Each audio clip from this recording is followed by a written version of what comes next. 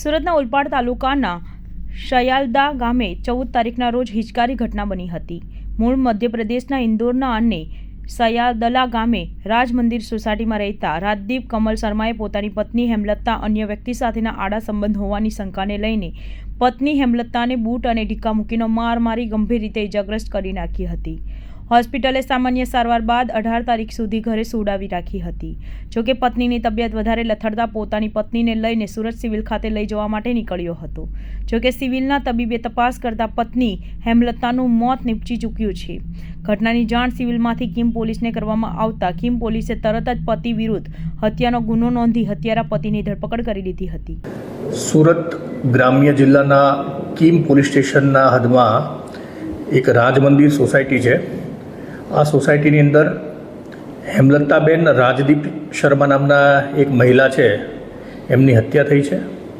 આ હત્યામાં પ્રાથમિક દૃષ્ટિએ એવી હકીકત ધ્યાનમાં આવી છે કે હેમલતાના પતિ રાજદીપ શર્મા છે, એણે તેની પત્નીને અન્ય પુરુષો સાથે સંબંધ છે એવો વહેમ રાખી તારીખ 14/3/2024ના દિવસે આના પતિ રાજદીપ છે એણે એની પત્ની હેમલતાને કોઈ અન્ય પુરુષ સાથે જોયેલી, જેને અદાવતમાં એમણે ઘરે આવી અને એની પત્ની હેમલતા છે એને પોતાના હાથથી અને શૂઝનો ઉપયોગ કરી અને એને મારકૂટ કરેલી હતી, જેના કારણે એને સારી એવી ઈજાઓ થયેલી હતી।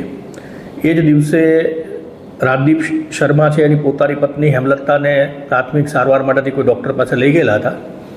ત્યાર પછી 18મી માર્ચના દિવસે એટલે 4 દિવસ પછી હેમલતાની તબિયત બગડેલી હતી અને એમના પતિ જે છે રાજદીપ શર્મા એ સિવિલ હોસ્પિટલ સુરત ખાતે લઈ ગયેલા અને એ સુરત સિવિલ હોસ્પિટલમાં લઈ જતા પહેલાં જ એમનું મૃત્યુ થયેલું હતું એવું ડૉક્ટરે જણાવ્યું હતું।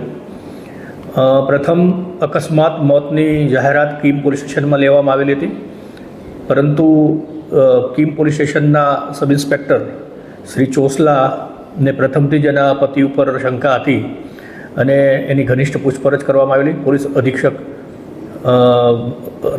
સુરત ગ્રામ્ય તરફથી અને આઈજી સાહેબ તરફથી આ ગુનાને શોધવા માટેથી અને ખરેખર જે આરોપીઓ એને પકડવા માટેની સૂચના આપવામાં આવેલી હતી। શ્રી હિતેશ જોયસર સાહેબના આગેવાનીમાં પીએસઆઈ શ્રી ચોસલાએ ઘનિષ્ઠ પૂછપરછ કરેલી અને એમાં એવી હકીકત જાણવા મળી કે પતિએ જ એની પત્નીની હત્યા કરી છે।